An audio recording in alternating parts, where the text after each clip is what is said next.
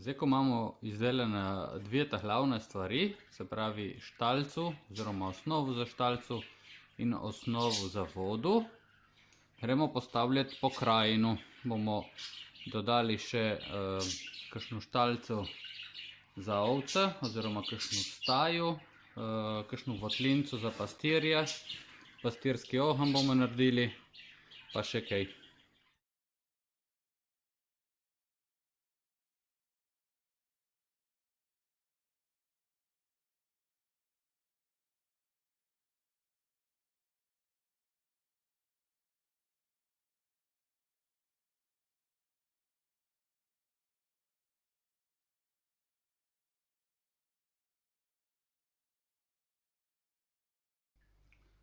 Prej kot začnemo ustvarjati pokrajino, moramo še zapreti okoli, da ne bo videti noh od miz.